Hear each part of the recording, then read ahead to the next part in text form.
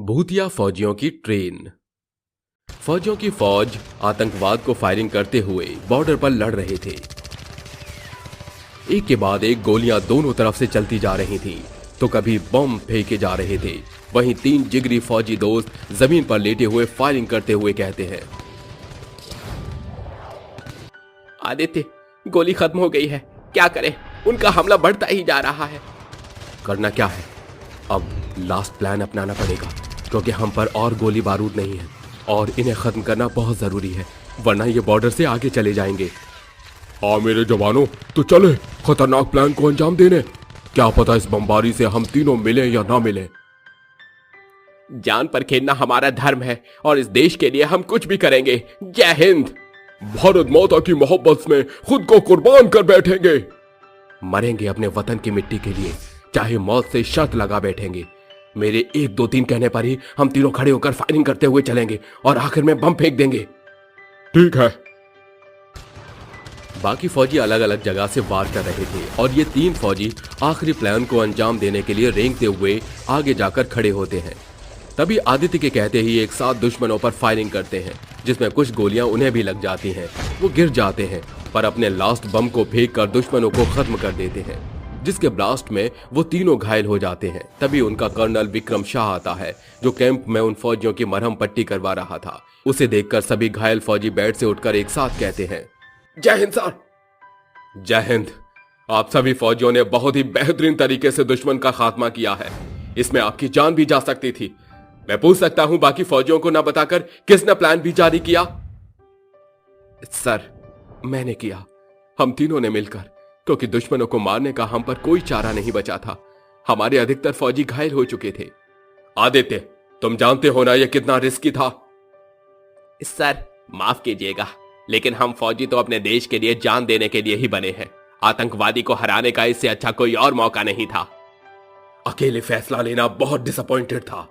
खैर, अपना ख्याल रखो और हाँ, तुम सबकी चिट्ठी आई है, पढ़ लेना। Thank you sir. ओए होए, बल्ले बल्ले, चिट्ठी आ गई घर से। ओए होए, देख ले शमशेर, भाभी की चिट्ठी के लिए कितना उतावला हो रहा है। तो तेरी मम्मी की चिट्ठी भी आई होगी। चल जल्दी से चलते हैं। तीनों अपनी चिट्ठी जाकर ले लेते हैं और पढ़ने लगते हैं। भैया, तुम कब आओगे? मुझे तुम्हारी बहुत याद आ रही है। 1 बरस हो गया तुमसे मिले हुए।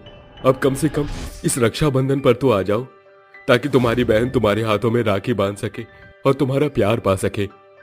तुम्हारी नटखट बहन अनीता। आऊंगा मेरी बहन, अरे जरूर आऊंगा, लेकिन 15 अगस्त पर, क्योंकि छुट्टी नहीं मिलेगी उससे पहले। क्यों रे नालायक, तुझे अपनी इकलौती माँ की जरा भी याद नहीं आती? अब तो बेटा मेरे पास आ जा। जी चाहता है अपने कलेजे के टुकड़े को कलेजे से लगा लूं। 4 साल हो गए तेरी राह देखते देखते। अब जल्दी आ जा, कहीं मैं ही तुझे छोड़कर चली न जाऊं। माँ, माँ रो मत। माँ, इस बार मैं जरूर आऊंगा और तुम्हें सीने से भी लगाऊंगा। अजी, आपकी बहुत याद आती है। मुझसे शादी करने के 2 महीने के बाद ही चले गए थे। अब जल्दी से आ जाइए, आपका मुन्ना आपको बुला रहा है। कल ही शाम को हुआ है, आपका ही नाम रखा है उसका, छोटू जोरावर सिंह। माँ जी भी आपकी बहुत याद करती हैं और ये 9 महीने आपके बिना कैसे कटे हैं ये मैं बता भी नहीं सकती। आई लव यू, आपकी प्यारी Patralekha. I love you too Patralekha. मैं आऊंगा अपने छोटू जोरावर से मिलने। ए शमशेरा, ए आदित्य, देख मेरा बेटा हुआ है। तुम सब चाचू बन गए हो। ओए होए यारा, मजा आ गया। अब तो तू हम सबको पार्टी देगा। ओए कांग्रेचुलेशंस जोरावर। शुक्रिया दोस्तों। वैसे तुम दोनों की चिट्ठी में क्या आया है? मुझे तो मेरी बहन रक्षाबंधन पर बुला रही है। रोना ही आ गया उस पागल की बात सुनकर। और मुझे माँ बुला रही है, बहुत याद करके रो रही है। सर से बात करना, कुछ नहीं तो 4 दिन की छुट्टी मांग ले। ठीक है, मैं कर्नल सर से बात करता हूँ। वहीं शाम को खाना खाने के बाद भी बार बार फौजी अपनी चिट्ठी पढ़ने लगते हैं और गाते हुए कहते हैं, संदेशे आते हैं हमें तड़पाते हैं, जो चिट्ठी आती है वो पूछे जाते हैं। कि घर कब आओगे, लिखो कब आओगे, कि तुम बिन ये घर सूना सूना है। तीनों फौजियों को घर जाने की अनुमति मिल जाती है और ट्रेन में बैठकर वो कहते हैं, ओए शमशेरा, लग नहीं रहा कि हमें छुट्टी मिल गई है और हम अपने घर जा रहे हैं। हाँ यार, यहाँ से जाने के बाद हम घर वालों के लिए सामान खरीदेंगे। हाँ भाई, उसके बाद मेरे घर में आना अपने भतीजे को आशीर्वाद देने। जरूर यारा, जरूर। तभी कोई आदमी उनकी सीट पर जबरदस्ती बैठने की कोशिश करता है, पर जैसे ही उसे उन फौजियों के बारे में पता चलता है तो सीट छोड़ देता है। तो जोरावर कहता है, अरे कोई बात नहीं, आप बैठ जाइए, एक सीट खाली है।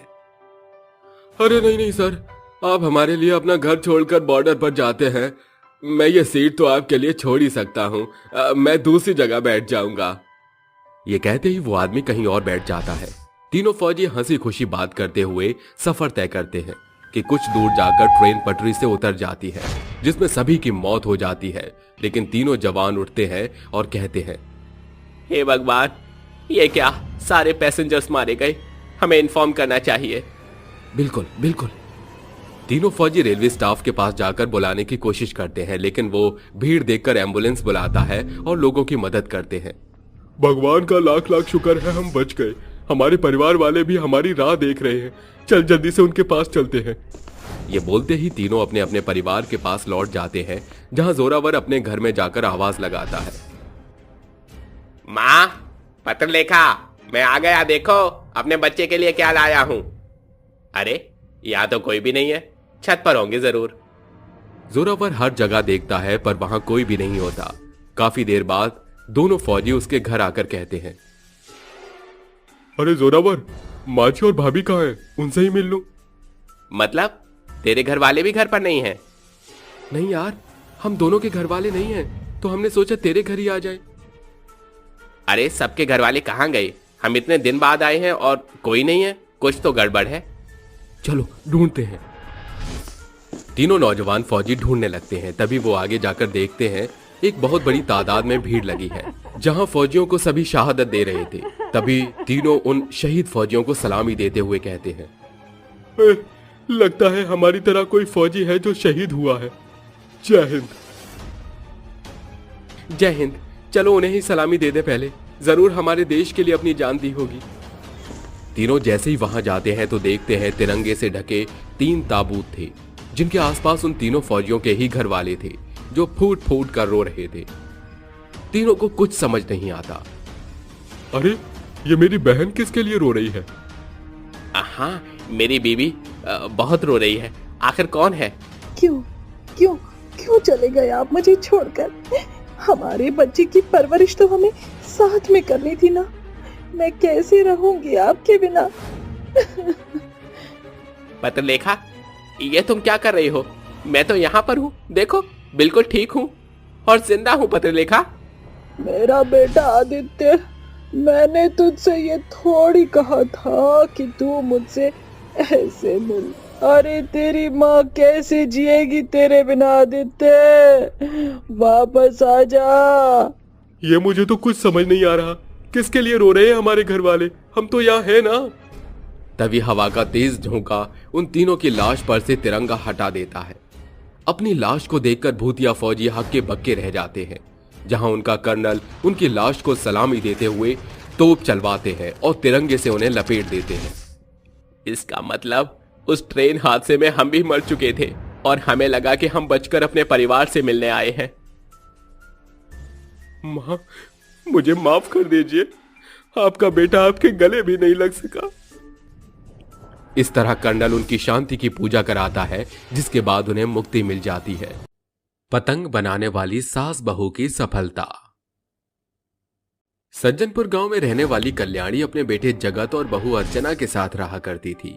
एक दौर था जब पूरे गांव में उनके घर के अमीरी के चर्चे हुआ करते थे, मगर माँ बेटे के फूहड़पन के चलते माला माली कंगाली में बदलने लगी। हालत बद से बदतर होने लगे और घर की दुर्दशा देखकर अर्चना कहती है, रसोई घर एकदम ओछा हो चुका है। ना सासू माँ को फर्क पड़ रहा है, ना इन्हें। अब घर का दाना पानी चलाने के लिए मुझे ही घर से बाहर कदम निकालना पड़ेगा। घनघोर गरीबी और भूखमरी देखकर अर्चना काम की तलाश में निकल पड़ती है। अन्नपूर्णा माँ की दया से उसको एक ढाबे पर काम मिल जाता है। उस रोज से ही वो वहां काम में संलग्न हो जाती है। देर शाम जब वो घर लौट रही होती है तो ढाबे का मालिक मंटू कहता है, अरे सुनो अर्चना बहन, अरे ढाबा बंद करने का समय हो गया है। अगर तुम्हें इस खाने की जरूरत हो तो घर ले जाओ। दिन भर की थकी हारी अर्चना खाना लेकर घर लौट आती है, जहां पूरा घर एकदम बिखरा हुआ पड़ा था। एक ओर उसकी काम चोर सास कल्याणी तो दूसरी ओर उसका आलसी पति जगत आराम से पसरे हुए थे। अरे ये क्या हालत मचा रखी है आप दोनों ने। ऐसा लग रहा है जैसे ये घर नहीं बल्कि भंगार हो।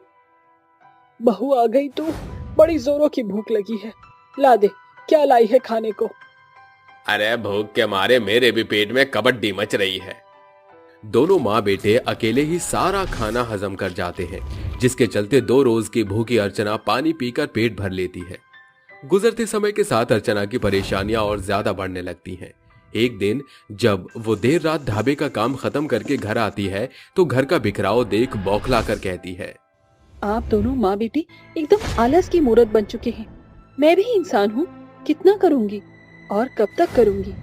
एक मुंह से कहते हैं आप लोग कि बहू के कदम घर में शोभा देते हैं। पिछले 6 महीने से मैं आप दोनों का पेट भरने के लिए ढाबे पर खट रही हूँ, मगर मेरी किसी बात से भी आप दोनों के कान पर जू तक नहीं रेंगती।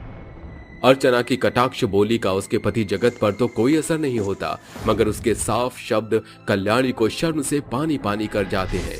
वो पछताते हुए कहती है, सारी गलती मेरी ही है। अगर शुरू से मैं आलसी न होती तो जगत भी आज कामकाजी होता, मगर अब मैं अपनी गलती सुधारूंगी। अब तेरी सास घर चलाने के लिए तेरा भरसक साथ देगी। अब सास बहू साथ मिलकर ढाबे पर काम करने लगती हैं। अभी 2 ही दिन हुए थे कि कुछ सरकारी मुलाजिम मंटू का ढाबा बंद करवा देते हैं। बहू, ये ढाबा बंद क्या पड़ा? हम दोनों सास बहू के तो जैसे हाथ ही कट गए। अब क्या होगा?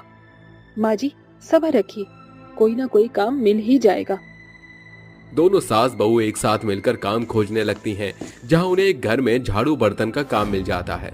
कुछ वक्त बाद इस काम की पगार में तो महीने भर दाल रोटी चलाना भी मुश्किल पड़ रहा है। ये तो वही मिसाल हो गई, आमदनी 98, खर्चा रुपया। माँ जी मैंने कुछ सोचा है। 15 अगस्त पास है, ऐसे में भरी बाजार पतंग की ही होड़ होती है। इस महीने हमें जो पगार मिलेगी उससे हम पतंग बनाने का कारोबार शुरू करेंगे, जिससे 4 पैसे बढ़कर आएंगे और जीविका आसानी से चल पाएगी। महीने के अंतिम पड़ाव में सास बहू को पैसे मिलते हैं, जिसे वो पतंग बनाने का सामान खरीदकर घर आती है। दोनों सास बहू बहुत देर रात तक अनेकों पतंग बनाती हैं। बहू बहुत वक्त हो चुका है, अब तू सो जा। बाकी की बची पतंग मैं बना दूंगी। सोएगी नहीं तो सवेरे पतंग बेचने कैसे जाएगी? अर्चना के सो चुकने के बाद कल्याणी देर रात तक अकेले ही सैकड़ों पतंगे बनाती है। फिर सुबह, सासू माँ इतने कम सामान में भी आपने सैकड़ों पतंग बना दी।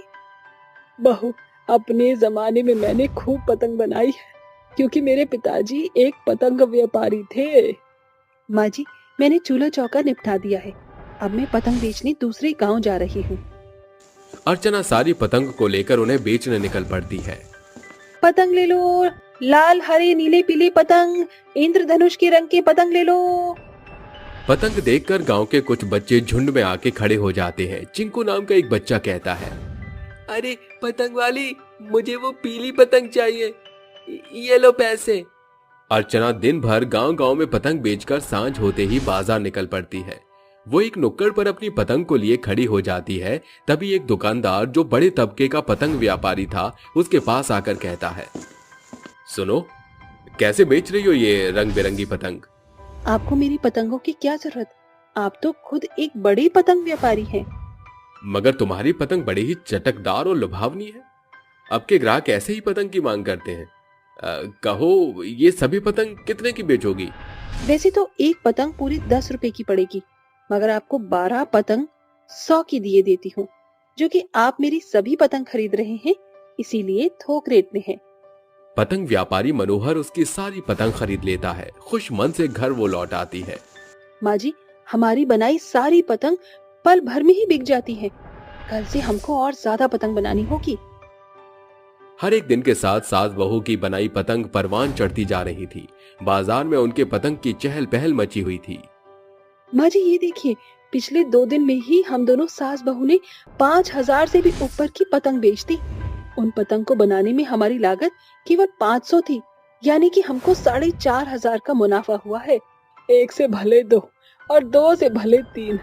कितना भला होता कि ये कमबख्त भी पतंग बनाने में हमारा हाथ बटाता। माँ जी मेरे पास एक तरकीब है जिससे ये खुद रास्ते पर आ जाएंगे। दोनों सास बहू को आपस में खुसर पुसर करता देख जगत कहता है, अरे ये आप दोनों कान में क्या फूसाफूसी कर रही हो? हिम्मत है तो मैदान में बोलो। मैं जानता हूं कि आप दोनों के बीच मेरे ही चर्चे चल रहे हैं। दोनों मिलकर जगत को घर से खदेड़ते हुए कहती हैं, आज दिन भर बाहर रहेगा तो तुझे तारे नजर आएंगे। कुछ ही पल में भूख से झुंझलाता जगत कहता है, अरे माँ अब तो भीतर आने दो। तुम्हारे इस जगत को दिन भर में ही जगत दिखाई पड़ गया। अरे वादा करता हूँ पूरे 15 अगस्त तक पतंग बनवाऊंगा। बहू जी माँ जी, सुबह का भूला शाम को घर लौट आए तो उसे क्या नहीं कहते? उसे भूला नहीं कहते हैं माँ जी। इस तरह अब तीनों एक साथ मिलकर दिन भर में ज्यादा तादाद में पतंग बनाते हैं। माँ जी बाकी दिन हम सास बहू दिन रात मिलाकर भी 100 पतंग ही बना पाते थे, मगर आज पूरी 500 पतंग बनाया है हमने। बहू अब तुम दोनों साथ मिलकर इन्हें बेच आओ। इतने में मैं रात का खाना निपटाकर फुर्सत पा लूंगी।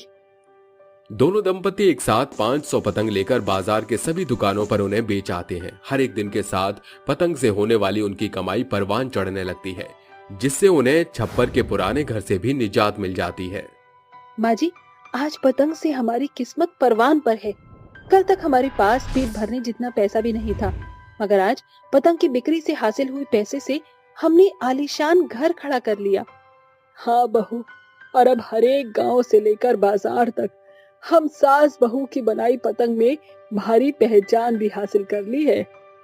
अरे मुझे तो सबसे ज्यादा खुशी इस बात की है माँ कि इस बार 15 अगस्त के दिन हम भी छत की मुंडेर पर खड़े होकर पतंग उड़ा पाएंगे।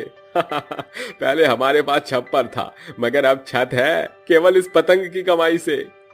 इस तरह हर एक वर्ष सास बहू मिलकर 15 अगस्त की खातिर सैकड़ों हजारों पतंग बनाकर उन्हें बेचकर बड़ी तादाद में कमाई करती हैं, जिसके बाद वो पतंग का बड़ा सा कारखाना खोल लेते हैं।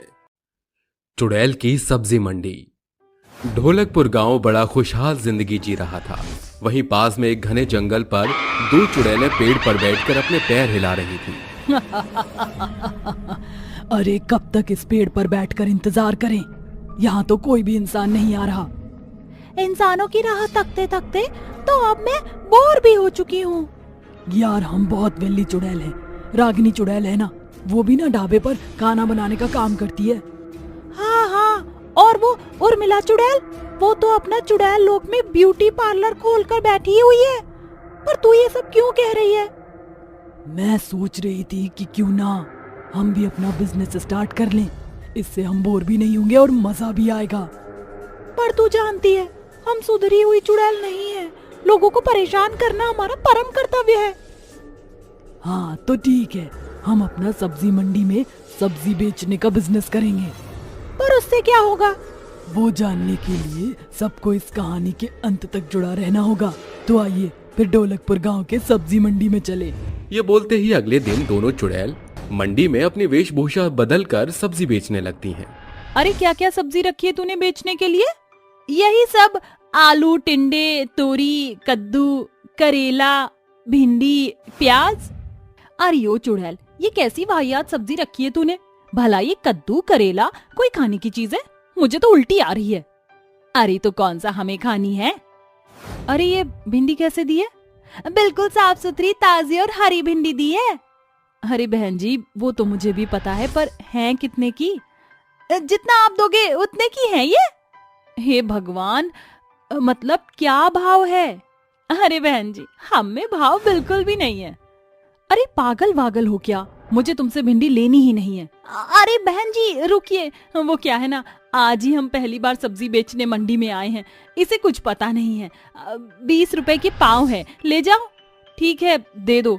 और हाँ, बोल बोल कर सब्जी बेचो, मंडी में तभी बिकेगी। जी जी जी। बड़ाई हमको सिखाने वाली। सब्जी ले लो, सब्जी ताजी ताजी हरी हरी सब्जी, भिंडी तोरी कद्दू करेला, ले लो सब्जी ले लो। अरे बहन जी ये जरा कद्दू देना। ये लीजिए कद्दू। अरे बहन जी पूरा मत दो, काटो तो सही। मैं काट देती हूँ। कद्दू कटेगा तो सब में बटेगा, कद्दू कटेगा तो सब में बटेगा। अरे आपने कितने अच्छे से दिया है आलू, और कांदा भी दे दीजिए। जी बिल्कुल बिल्कुल लीजिए। जब शाम को ये सब्जी बनाकर खाएगा ना तो पता चलेगा कि कितने अच्छे से दिया है। रोनित दोनों चुड़ैल से सब्जी लेकर चला जाता है। ऐसे ही काफी लोग चुड़ैल से सब्जी लेने आते हैं, जिसके बाद उनकी सारी सब्जियां बिक जाती हैं। शाम के समय चुड़ैलें लोगों के घर में खिड़की से झांक झांक कर उन्हें सब्जी बनाते हुए देखती हैं। तभी रोनित अपनी बीवी से कहता है, अरे ओ चंपा, खाने की खुशबू तो बड़ी लजीज सी आ रही है, क्या बनाया है? अजी जो आप सब्जी लेकर आए थे वही कद्दू बनाया है मैंने। अच्छा फिर तो जल्दी से लेकर आओ। रोहित के ये बोलते ही चंपा उसके लिए खाना बनाकर लाती है, जिसे खाने के कुछ देर बाद वो अजीब अजीब बर्ताव करने लगता है। आंखें लाल, नाखून लंबे और गुस्से से भरी शक्ल। रोनित घर का सारा सामान तोड़ने फोड़ने लगता है। तभी उसकी बीवी कहती है, अजी ये कद्दू खाते ही ज्यादा जोश आ गया क्या? अरे सामान क्यों तोड़ फोड़ रहे हो? तोड़ दूंगा, फोड़ दूंगा, हर चीज तहस नहस कर दूंगा। ये कहते ही रोनित तोड़ फोड़ करने लगता है और अपनी बीवी को मारने लगता है। तभी वो रोते हुए कहती है, अरे क्या कर रहे हो? मुझे मार क्यों रहे हो? छोड़िए मेरे बालों को। चुलबुल चुड़ैल वहाँ से लड़ाई देखकर बुलबुल चुड़ैल के पास जाती है, जहाँ वो भी लोगों को लड़ता झगड़ता देखकर खुश हो रही थी। वैसे लोगों को ऐसे तहस नहस करता देख बड़ा मजा आ रहा है। मजा तो बहुत आ रहा है। कल भी सब्जी मंडी में ऐसे ही सब्जी लगाएंगे जिसे खाकर लोग बावले हो जाएंगे। इसी तरह अगले दिन दोनों चुड़ैलें सब्जी बेचने मंडी चली जाती हैं। तभी एक और चुड़ैल आकर कहती है, अरे अकेले अकेले सब्जी क्यों बेच रही हो? आओ सखियो, मैं भी तुम्हारी मदद कर दूं। अरे किसी ने तुझे इस रूप में देख लिया तो इंसानी रूप में आ। ले आ गई, मैं भी बेचूंगी तुम्हारी सब्जियां। आजा आजा, सब्जी ले लो, सब्जी ताजी ताजी सब्जी। ऐसी हरी भरी सब्जी है जिसे खाकर आप बिल्कुल पागल ही हो जाएंगे। आइए आइए सब्जी लीजिए। अरे जरा ये सब्जी देना, बड़ी ताजी लग रही है। हाँ जी बिल्कुल ताजी है, लीजिए। ये बोलकर तीनों चुड़ैलें उसे सब्जी देती हैं। एक एक करके तीनों चुड़ैलें सारी सब्जियां बेच देती हैं। चुड़ैलें फिर से उन्हीं लोगों के घर जाकर तमाशा देखती हैं जो उनसे सब्जियां लेकर गए थे। बाकी लोग भी रोनित की तरह ही अजीब अजीब हरकतें करने लगते हैं। एक एक करके आधे गांव का हाल कुछ इस तरह का ही हो गया था। तभी कुछ औरतें अपने घर वालों की चिंता जताते हुए कहती हैं, हे राम जी, ये हमारे गांव में क्या हो रहा है? हमारे घर वालों को पता नहीं खाना खाते ही क्या हो जाता है। हैरानी करने वाली बातें हैं कि खाना खाते ही घर के लोग सामान फेंकने लगते हैं, तो कभी मारने चिल्लाने लगते हैं। मैंने तो अपने पति को कमरे में बंद कर दिया था, जब उन्हें नींद आई तब जाकर शांत हुए थे। लेकिन मेरे पति तो सोते ही नहीं है। डर के मारे मैंने उन्हें जंजीर से बांध दिया। मुझे लग रहा है जरूर कोई हमारे खाने में कुछ मिला रहा है। कहीं हमारे गांव में ये सब करने वाली कोई चुड़ैल तो नहीं है? अब तो पता लगाना ही पड़ेगा। तीनों आपस में बात कर ही रही थी कि एक हांफते हुए औरत उनके पास आकर कहती है, गीता, शीला, चंपा, मैंने ना वो चुड़ैल देखी। क्या चुड़ैल? पर वो क्या कर रही थी? मैंने सब्जी मंडी में उसे सब्जी रखते हुए और रूप बदलते हुए देखा था। वो तीनों बहुत खतरनाक चुड़ैल दिखती हैं। क्या वो तीनों? हाँ, तो चलो अब हमें उन चुड़ैलों पर नजर रखनी होगी। पता तो चले आखिर माजरा क्या है। तीनों चुड़ैल सब्जियों के खेत में खड़ी होकर उन सब्जियों में अपनी जादुई भूतिया शक्ति डाल रही थी, जिसे खाकर लोग अक्सर बेकाबू हो जाते थे। तभी तुम लोगों का आइडिया तो बड़ा अच्छा है, लोगों को सब्जी खिलाकर पागल करना। इससे तुम्हें मिलता क्या है? हमें इससे शक्तियाँ मिलती हैं। लोग जैसे पागल होते हैं उतने ही हम ताकतवर होते हैं। शक्तियाँ ही नहीं, हमें लोगों को परेशान करके बहुत मजा भी आता है। अब देखना धीरे धीरे पूरा गांव कैसे पागल हो जाएगा और फिर ढोलकपुर से पागलपुर बन जाएगा। कल भी हम इन्हें यही सब्जियाँ खिलाएंगे लोगों को। तीनों चुड़ैलों की ये बात वो चारों औरतें सुन लेती हैं, जिसके बाद चंपा कहती है, इसका मतलब कि ये सब्जी खिलाकर हमारे पतियों को, घर वालों को बेकाबू करती थी और इसकी सारी ताकत इन सब्जियों में ही है। तो तुम जानते हो ना हमें क्या करना। हम वो सामान तो लेकर आए ही थे। हाँ, जानते हैं। अभी सब्जी के खेत को ध्वस्त करना होगा, तभी इन तीनों चुड़ैलों का काम तमाम होगा। ये बोलते ही वो चारों औरतें खेत के कोने कोने जाकर सारी सब्जियों में मिट्टी का तेल छिड़ककर माचिस से आग लगा देती हैं, जिसके बाद धीरे धीरे सारी सब्जियां जलकर राख हो जाती हैं। उसी के साथ तीनों चुड़ैलें तिल मिलाकर मर जाती हैं और सारी औरतें कहती हैं, अब हमारा गांव और हमारे घर वाले सभी सुरक्षित हैं। दादी का जादुई सोने का चश्मा। एक गांव में हरिप्रसाद अपनी पत्नी मधुरा और 7 साल के बेटे बंटी समेत अपनी मां कलावती के साथ रहता था। कलावती अधेड़ उम्र की औरत थी। उसके माथे पर पड़ी झुर्रियां, आंखों पर पड़ा चश्मा बढ़ते उम्र के पड़ाव को एकदम साफ दर्शा रहा था। उसकी बहू मधुरा उसे रूखा सूखा खाना देते हुए कहती है, ये लो खाना। अरे बहू, ये सख्त पापड़ जैसी रोटियां मुझ बूढ़ी के कमजोर दांतों से कैसे खाई जाएंगी? थोड़ा सा दूध दे दो। हाँ, अब क्या तुम्हें 56 भोग परोसूं? खुद से तो एक तिनका भी नहीं हिलाया जाता। दिन भर बिछौने पर पड़े हुए मुफ्त की रोटियां तोड़ती रहती हो। बहू, तू मुझसे हमेशा इतनी कड़वी लहजे में क्यों पेश आती है? दरअसल मधुरा को उसकी बूढ़ी सास फूटी आंख नहीं सुहाती थी। वो जानबूझकर नौटंकी करके कहती है, माँ जी, मैं चाहे कितना भी अच्छा कर लूं, आप कोई न कोई कमी कसर निकाल ही देती हैं। हरिप्रसाद के धमकते कदमों की आहट सुनकर मधुरा चालाक लोमड़ी की तरह खाने की थाली बदल देती है और हरिप्रसाद बिगड़ते हुए कहता है, अरे ये सवेरे सवेरे चिल्लम चिल्ली क्यों लगी हुई है? देखो ना, सासू माँ बेमतलब मुझे खरी खोटी सुना रही हैं। मधुरा के मगरमच्छ के आंसू देखकर हरि गुस्से से दांत पीसकर कड़वे लहजे से बोलता है, माँ ये अपनी मंथराई की आदत कब छोड़ेंगी? आपने रुला दिया ना बेचारी को। बेटा, बहू की तो आदत है तिल का ताड़ बनाने की। हरि कलावती की एक न सुनकर अपनी बीवी के पक्ष में बोलते हुए बूढ़ी माँ को ताबड़तोड़ फटकार लगाता है, जिसे देख कलावती की आंखों से आंसुओं के झरने फूट पड़ते हैं। तभी उसका नन्हा पोता कहता है, दादी माँ चुप हो जाइए। माँ पिताजी बहुत बुरे हैं, वो हमेशा आप पर जुल्म करते हैं। तू है ना मेरा लाडला पोता, मुझे प्यार करने वाला। दोनों दादी पोते एक दूसरे से खूब लाड़ लड़ाते हैं। गुजरते समय के साथ हरिप्रसाद अपनी पत्नी के झूठी अफवाहों में उलझकर हर दिन अपनी माँ को जली कटी सुनाया करता। फिर एक शाम, दादी माँ मैं आपका चश्मा लगा कर देख लूं? अरे बंटी, ये चश्मा पावर वाला है, तू इसे मत लगा मेरे लाल। लेकिन दादी माँ आप इस चश्मे में बहुत जचती हो। दो ना दादी, दो ना। शरारती बंटी जबरन अपनी दादी का चश्मा पहनकर उछल कूद मचाने लगता है। तभी चश्मा जमीन पर गिरकर टूट पड़ता है और खड़ूस मधुरा एक की 4 लगाकर कहती है, अरे क्या तोड़ दिया? ये लो, बढ़ा दिया खर्चा। कंगाली में आटा गीला करना तो आपका पुराना पेशा है सासू माँ। अरे नहीं माँ, वो चश्मा। तू चुप कर बंटी, खबरदार जो जुबान चलाया। कलावती पोते के बचाव में बोलती है, बेटा वो गलती से मेरे हाथों से चश्मा छूट गया, इसका शीशा बदलवा देगा क्या? हाँ क्यों नहीं, नोट के बंडल पड़े हैं ना यहाँ पे। माँ, किसने कहा था आपको इस उम्र में उछल कूद करने को? बस तंग आ गया हूँ मैं। आपको अब और अपने घर में नहीं झेल सकता। आप आज अभी अपना कोई बंदोबस्त कर लीजिए। कलावती स्वाभिमान में आकर उसी क्षण घर त्याग कर निकल पड़ती है। ईश्वर ने मेरे आंखों की लौ धीमी कर दी, ऊपर से चश्मा भी टूट गया। सब कुछ एकदम धुंधला दिखाई पड़ रहा है। बेबस बूढ़ी दादी टूटे चश्मे को पहनकर चलते हुए जंगल के पेड़ के सहारे बैठकर अपने पोते की याद में बिलखती हुई भूखी प्यासी सो जाती है। सवेरे पक्षियों की कोलाहल से उसकी आंख खुलती है।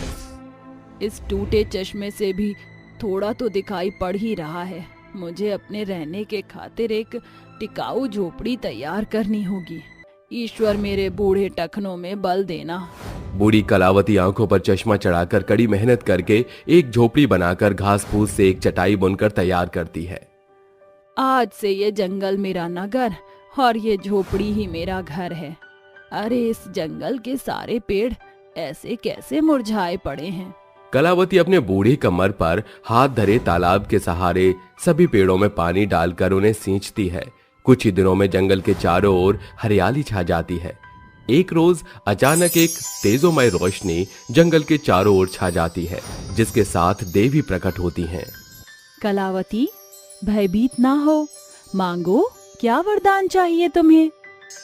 मैं भली तरह आपको देख नहीं पा रही हूँ, क्या आप अपना परिचय देंगी?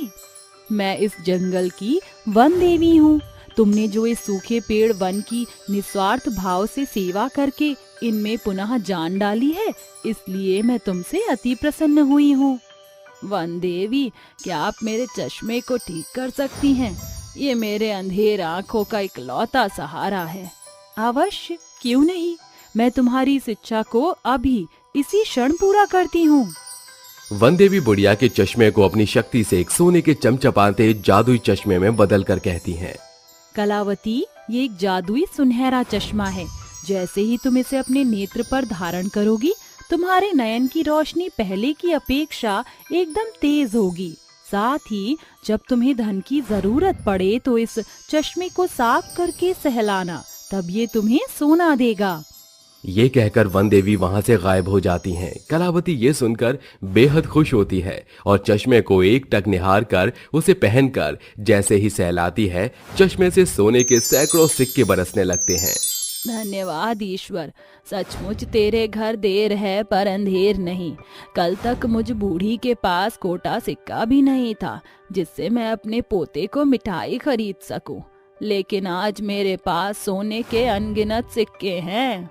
कलावती उन सिक्कों को सुनार के यहाँ बेचकर अपनी आर्थिक जरूरत को पूरा करके भरपेट भोजन करके चैन की नींद सो जाती है। सवेरे शोरगुल की आवाज सुनकर उसकी आंख खुलती है। वो अपनी जादुई चश्मा पहनकर बाहर निकलकर देखती है कि दो गुंडे एक लकड़हारे को बेरहमी से पीट रहे हैं। वो दौड़कर लकड़हारे के पास आती है, तब तक गुंडे रफू चक्कर हो जाते हैं। अरे कौन थे वो दोनों कसाई?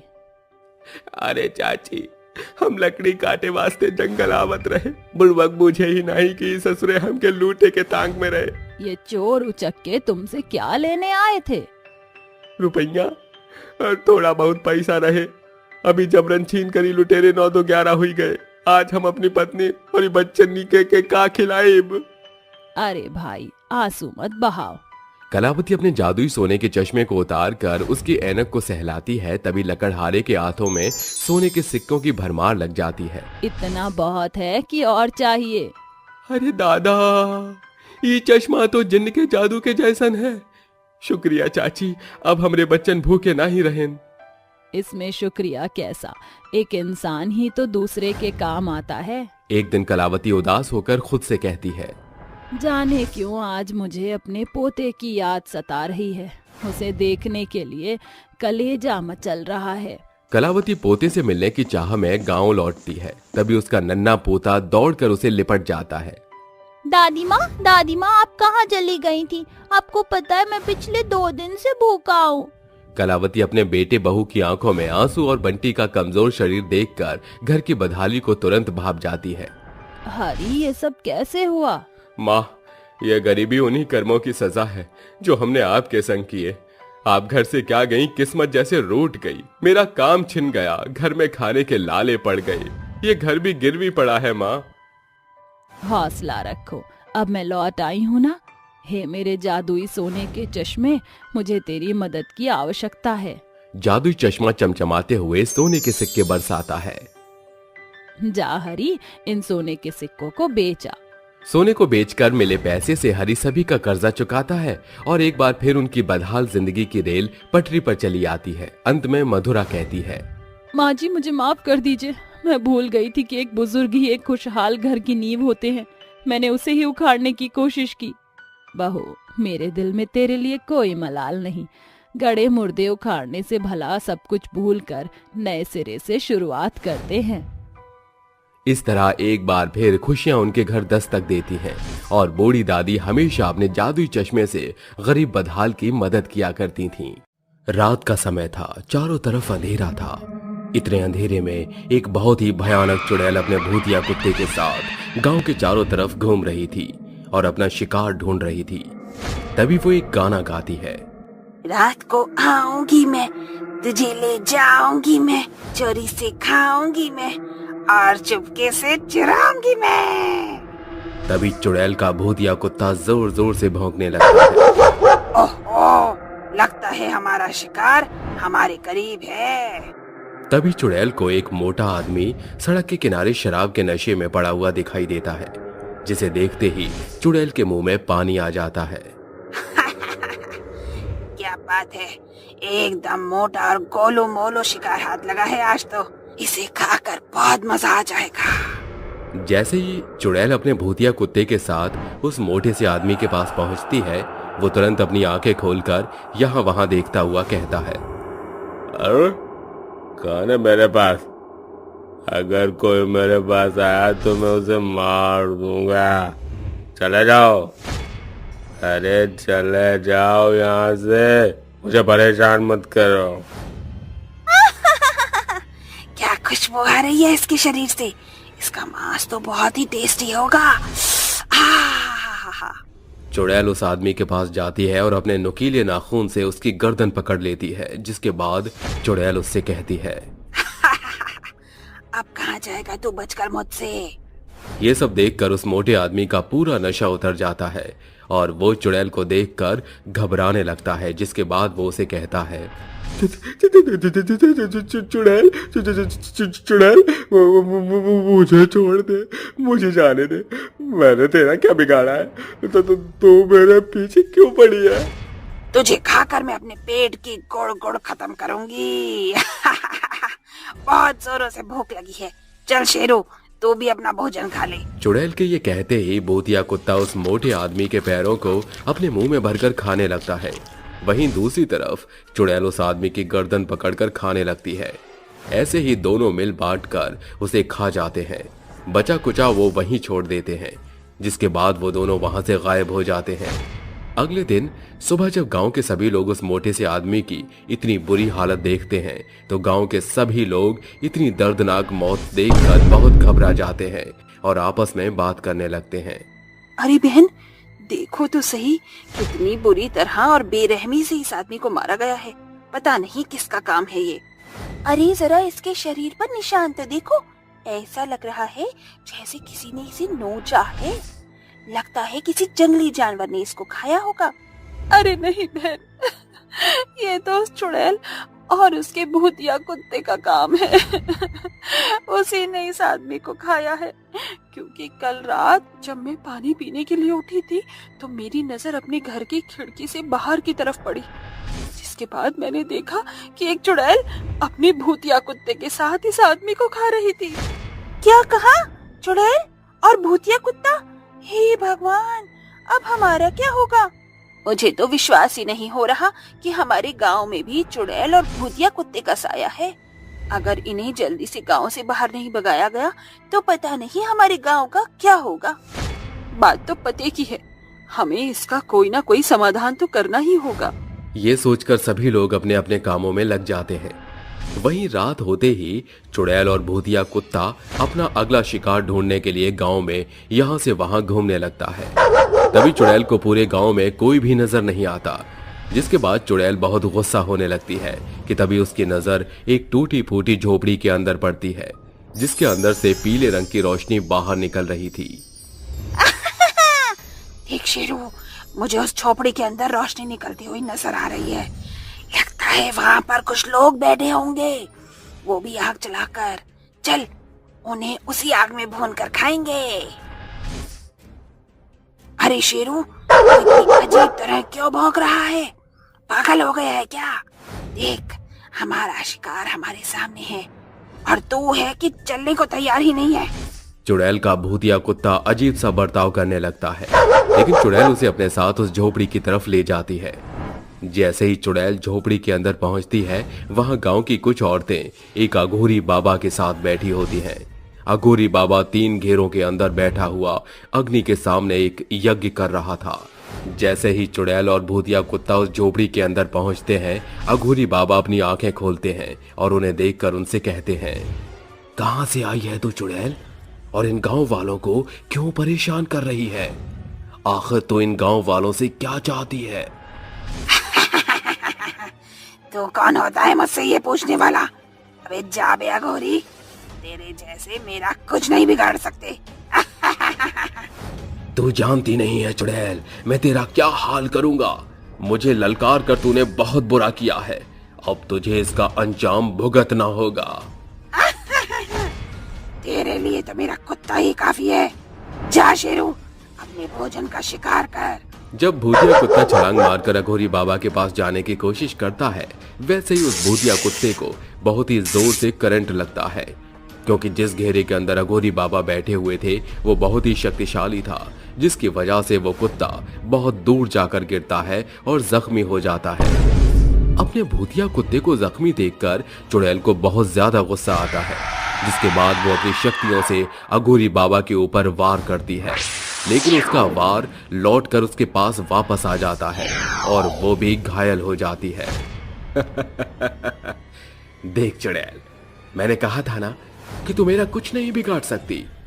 अब मुझे सीधी तरह बता दे कि तू चाहती क्या है और इन गांव वालों को क्यों परेशान कर रही है। इन गांव वालों ने मेरे साथ बहुत बुरा किया। इन्होंने मुझे इस गांव से बाहर निकाल फेंका। मेरी गलती क्या थी? क्या विधवा होना इतना बड़ा श्राप है कि मैं गांव में भी नहीं रह सकती थी? मेरा पति मुझे छोड़कर चला गया था। उसके बाद से गांव वालों ने मेरे ऊपर अत्याचार करना शुरू कर दिया। कोई मुझसे बात करना भी पसंद नहीं करता था और एक दिन उन्होंने मुझे गांव से निकालकर जंगल में फेंक दिया। मेरे पास मेरा एक पालतू कुत्ता था जो हमेशा मेरे साथ ही रहा करता था। हम दोनों ने जंगल में ही अपना ठिकाना ढूंढ लिया, लेकिन एक दिन रात के समय गांव के कुछ आदमी मेरी झोपड़ी तक पहुंच गए और उन्होंने मेरे साथ बहुत बुरा किया, जिसके बाद मेरी मृत्यु हो गई। और मेरे जाने के बाद मेरा कुत्ता भी मेरे गम में जल बसा। मरने के बाद हम दोनों की आत्मा को शांति नहीं मिली, जिसके बाद हम लोग गांव के लोगों से बदला लेने के लिए गांव में पहुंच गए। देखो, तुम्हारे साथ जो भी हुआ वो बहुत ही गलत था, लेकिन अब तुम इन गांव वालों को छोड़ दो और यहाँ से हमेशा हमेशा के लिए चली जाओ। नहीं जाऊंगी, कहीं नहीं जाऊंगी। मैं गांव के हर एक आदमी को मार दूंगी। जब तक मैं सबको नहीं मार देती तब तक मेरा बदला पूरा नहीं होगा। अघोरी के कई बार समझाने के बाद भी चुड़ैल उसकी एक नहीं सुनती, जिसके बाद न चाहते हुए भी अघोरी बाबा को उन दोनों की आत्मा को शांति दिलाने के लिए उन दोनों को शिव जी के त्रिशूल से मार देते हैं, जिसके बाद उनकी आत्मा को शांति मिल जाती है और वे दोनों हमेशा के लिए वहां से गायब हो जाते हैं।